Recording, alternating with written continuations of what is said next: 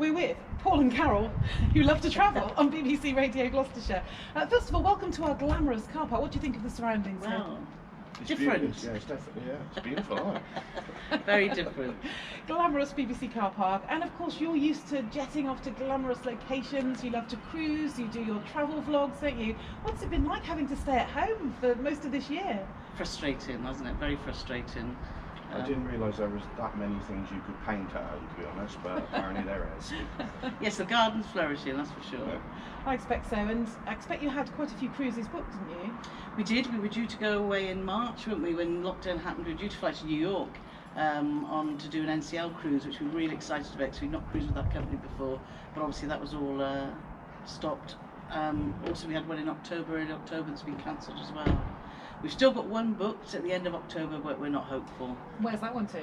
That's on the new P&O ship, Iona, and that's going to Spain.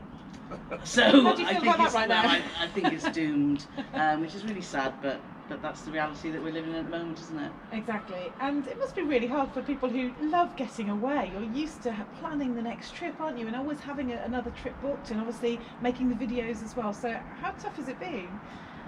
I just think you accept it because you've got no choice. I think it's... Carole now videos virtually everything in our day-to-day life. She's videoing your washing up. To try, well, No. I try and do that when she's at work, to be honest. So it's, No, but it is difficult. But yeah, but like I say, we've got no choice of it at the moment. We've just got to abide by the rules, and that's fine. And hopefully we can get through these crazy times, and there'll be a brighter side at the other end, isn't it? And of course you have been getting away. Well, you left the county, haven't you? You went We to a have. neighbouring county, to Herefordshire, with your motorhome. We did, And yes. of course, you know, even though you're in a motorhome and you're quite close to home, you can still make a video about that, can't you? Exactly, and we have. We got our series out now with. We went to a campsite called Luxor. Caravan and Camping Park, and that was great, wasn't it? We had yeah, it was right on the banks of the River Wye, so it was lovely. Yeah. My nephew does a bit of fishing, so he was, well, he didn't do anything. He didn't do it, but but there was fishing But that's why about. we went there, but he ended up not fishing. Yeah. There was kayaking, but that would have meant we would have probably drowned. Yeah, last time we got in the canoe, it didn't work out very well, so we gave that a miss. But no, it was just great getting away and just chilling out, and just being somewhere different.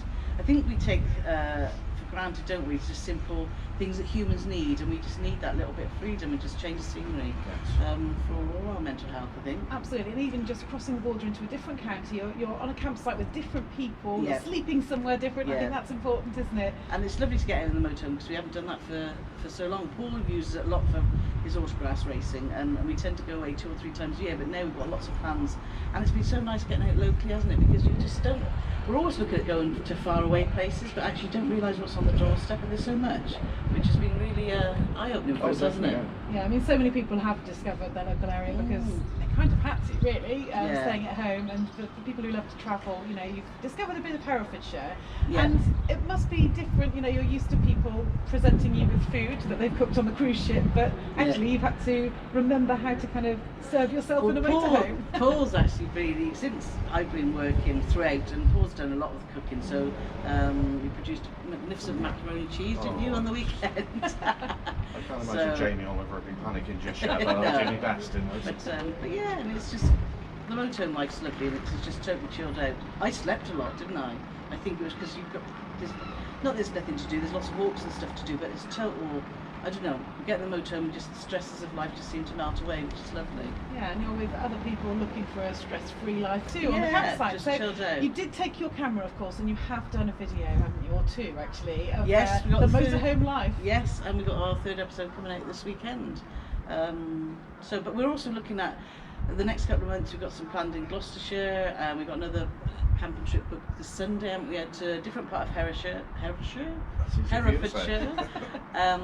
and we're also looking to do, I want to do, which we've been saying for so long, we want to go on the steam train out of Park End in the Forest of Dean, because they do an afternoon tea. We've never been to Puzzlewood, you know, there's so many places. You were brought up in the Forest of Dean, weren't you?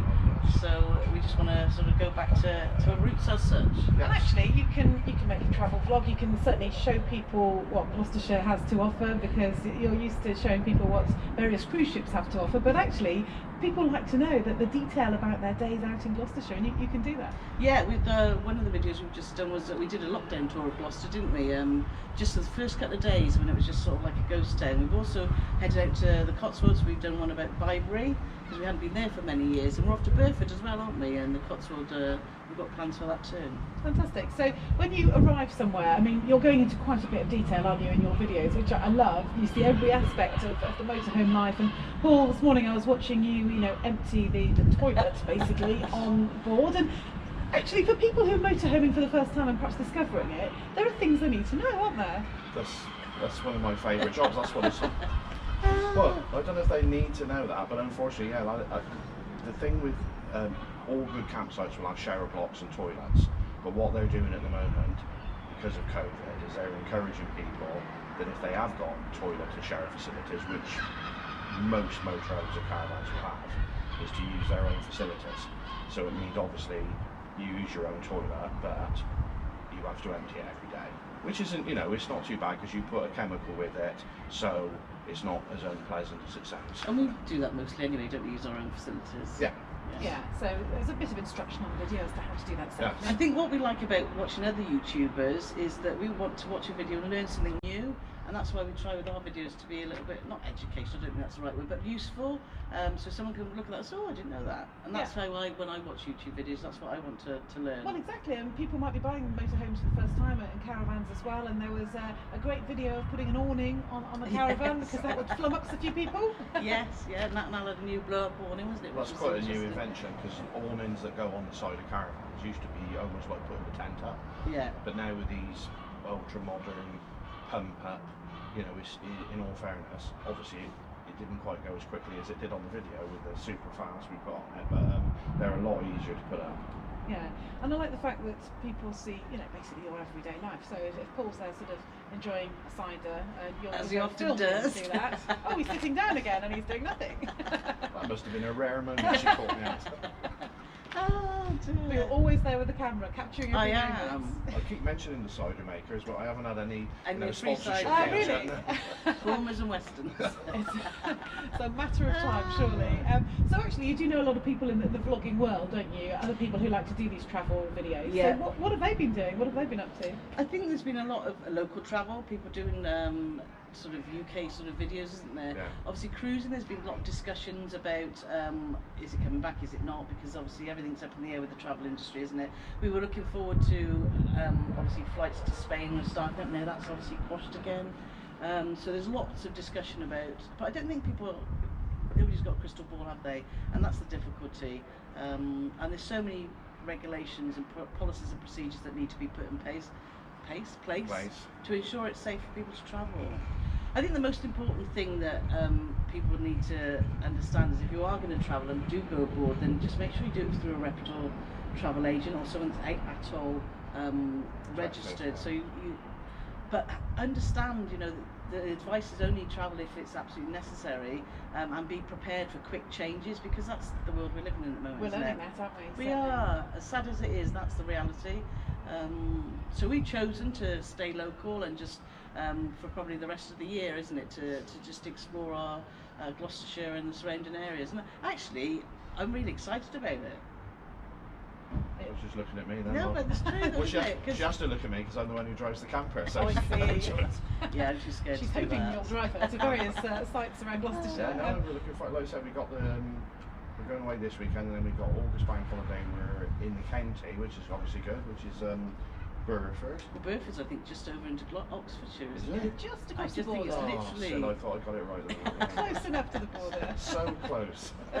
So yeah, we might even do something in Gloucestershire for Radio Gloucester. No, we haven't. We're Pop looking into at Gloucestershire. Yeah. So in terms of cruising and how people feel safe on cruises, and I know that you just want to get onto another cruise ship as soon as possible, and for those people who perhaps haven't been on a cruise, they'd be thinking, how would you feel safe cooped up in a ship like that with so many people? Do you have an idea in your mind as to when you might feel safe? I go on tomorrow with all the procedures in place, because now when we're going into restaurants and things, you're wearing the mask, you're using hand sanitizer, so the same principles would apply. I think the difficulty the cruise company's got now is the volume of passengers that they have on a vessel at a time, and looking at capacity and looking at procedures. They're already making changes with like the muster drills, the safety drills, that they're going to do those sort of via the televisions, and then you log in, don't you, or go to your muster station just to say you've watched it. So they're looking at the whole procedures. I've always felt that cruising's totally safe, and it's probably the cleanest places we've ever been on, because I can sit on an airplane, put the table down, and I always carry wet wipes because you just never know what you're going to find. Well, that's right. And we've never had issues like that on cruise ships. So I think they've had a bad press. I think, yes, they are. It seems that if there is a virus, it can spread easily because you've got a large amount of people in the same place, but you can say that about all-inclusive hotels, can't you? I think the statistics, because cruising are open and honest about what their statistics are, I think that's why it's got such a bad rap. However, there is a lot of work to be done to make sure that it is safe for passengers that choose to cruise, but we'll always choose to cruise. Yeah, It's people's confidence, isn't it? You wonder how confident people will be. There are there's a couple of cruise companies started up. There's Ada in Germany have started up, Herta Gruten in Norway have started up, and it'd be interesting to see how they develop and to learn from what they're doing well and what they're not. So lots to learn. I think at the moment short cruises are the key, 3 to 5 days, not long ones, just to see how they go, and just sort of the problem is they're learning as they're going along, which is always going to be the case. So once they do that, they're never going to be able to go full capacity at the moment, because I mean there's some ships 5,000-6,000 passengers, and it's, you know, with a cruise where it's like 8,000 or something ridiculous. But I think they're going to have to cut down on capacities and then learn as they go along and gradually increase it again if and when, well, I think will what start again. I'm hoping will happen, that there might be around the UK cruises starting from Southampton or Liverpool or wherever that might be, which can then introduce us to you know, the cruising world again without having to go to other boundaries or borders. Yeah. And maybe that's the way forward, but who knows. And you've got your cruise booked for October. Well, Are you end kind of of thinking that October. might not happen now? Yeah, we're pretty sure it's not going to. We booked it because we've cruised with P&O before, and we like them, and we know that if it is cancelled we can transfer our money, and they actually give you an incentive of 25% on top. So for us it was a no-brainer, wasn't it? Because we thought we're going to cruise with them anyway, because we cruise regularly. But you can understand why people are nervous about booking cruises if they're not used to it. And it is about building the public's confidence again, I think, with lots of things. And in the meantime, it's Gloucestershire, but you can Yes, still but do we're your really- travel vlogs, which Yes, is great. Closer to yes. home, take the motorhome out and actually Yes. enjoy the British summer while it Yeah, lasts. exactly. Yeah. Well, it only lasted 2 of our 3 days. Oh, did it? Yeah. Yes. 2. Well, I got sunburnt the second day, and then the third day I think It was I got trench torrential foot. rain. It was that wet. Yeah.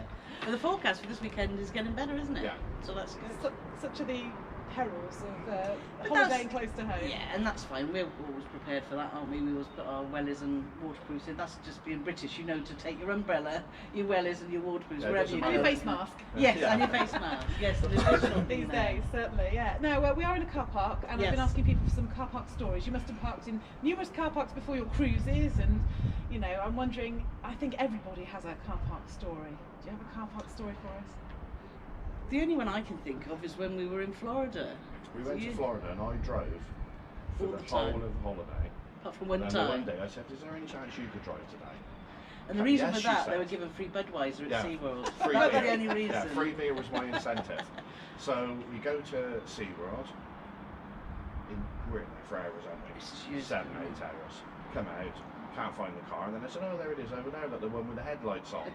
Oh dear. So totally flat and wouldn't go anywhere then, would it? No. So we'd have to get some. And it was automatic, so we couldn't bump start it. And when somebody came out and rescued us, Carole started the car up, and there was virtually no fuel in it as Oh well. no.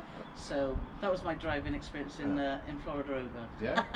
Very short and sweet. Yes, which suited me. Well, it's lovely to see you again. Thanks for coming to our glamorous car park at BBC Radio Gloucestershire, and happy travels for the rest of the year. Thank you very much.